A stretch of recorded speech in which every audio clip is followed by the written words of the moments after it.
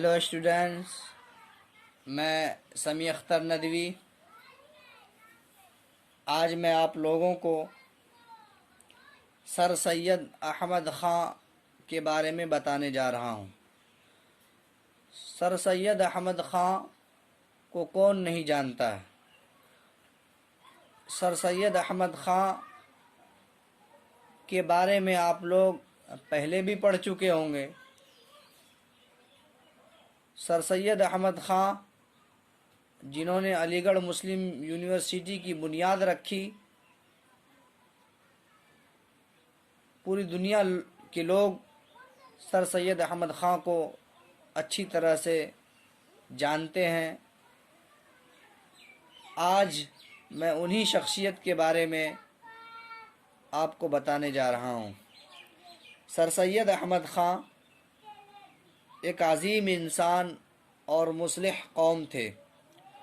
वो 1817 ईस्वी में एक खुशहाल और आला घराने में पैदा हुए।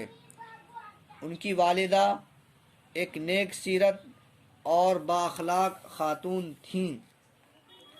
सर सैयद की इब्तदाई तालीम में उनकी वालिदा की कोशिशों और निगरानी का अहम हिस्सा था। उन्होंने बचपन ही से सर सैयद के दिल में तालीम का शौक़ पैदा किया। सच्चाई और ईमानदारी, अखलाक, हिम्मत और इंसानी हमदर्दी के रास्ते पर चलना सिखाया। बड़े होकर इन्हीं खुसूसियात ने उनकी शख्सियत को अज़मत और शोहरत बख्शा। सर सैयद की इब्तदाई तरबियत का अंदाज़ा इस छोटे से वाक़े से किया जा सकता है जो मैं अभी आपको बतलाने वाला हूँ। एक मर्तबा की बात है कि सर सैयद अहमद बचपन में नाराज़ होकर अपने नौकर को थप्पड़ मार दिए थे। उनकी वालिदा को इस बात का पता चला तो उन्होंने सर सैयद को समझाया कि बेटे, इंसान सब बराबर हैं, इसलिए तुम्हें किसी को गरीब या कमज़ोर समझकर हाथ नहीं उठाना चाहिए। उन्होंने सर सैयद से कहा कि जब तक तुम नौकर से माफ़ी नहीं मांग लोगे, मैं तुमसे नहीं बोलूँगी। सर सैयद को नौकर से माफ़ी मांगनी पड़ी। हो सकता है कि उस वक्त उन्हें इस बात में अपनी तौहीन महसूस हुई हो, लेकिन देखा जाए तो बाद में इसी तरबियत ने उनको इज़्ज़त और मर्तबा बख्शा। सर सैयद अहमद ख़ां जब 20 साल के हुए तो उन्होंने ईस्ट इंडिया कंपनी में मुलाजिमत कर ली। उनके बुलंद किरदार, सच्चाई और ईमानदारी से मुतासिर होकर हुकूमत ने उन्हें सर और नाइट जैसे खिताबात से नवाजा। ये सही है कि सर सैयद अंग्रेज़ी हुकूमत के बहुत से कामों की तायीद करते थे, लेकिन उसके बावजूद वो हक बात कहने से कभी नहीं झुकते थे। उन्होंने गदर के असबाब पर जो किताब लिखी थी उसमें सख्ती और अंग्रेज़ों पर नुक्ताचीनी की थी। सर सैयद अहमद ख़ां अपने वक्त के बुलंद पाया आलिम और मुसन्निफ़ भी थे। उन्होंने बहुत सी तहक़ीक़ी और अमली किताबें लिखी हैं।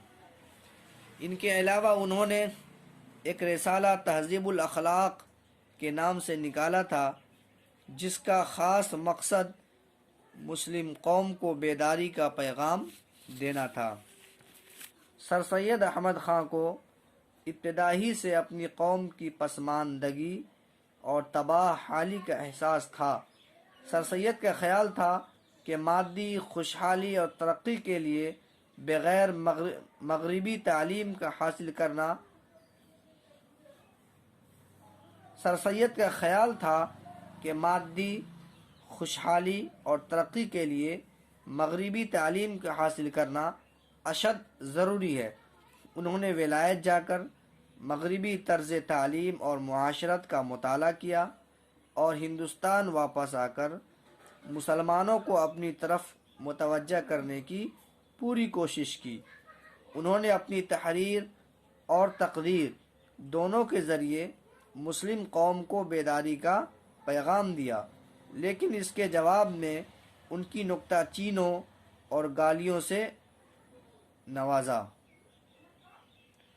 کسی نے انہیں دہریہ کہا تو کوئی کفر کا فتویٰ حاصل کر لایا، کسی نے انگریزی کا پٹھو کہا، لیکن سر سید کے کردار میں جو مرد آہن تھا وہ ان اعتراضات سے مٹرایا ٹوٹا نہیں، بلکہ ان میں اور زیادہ جلا آ گئی۔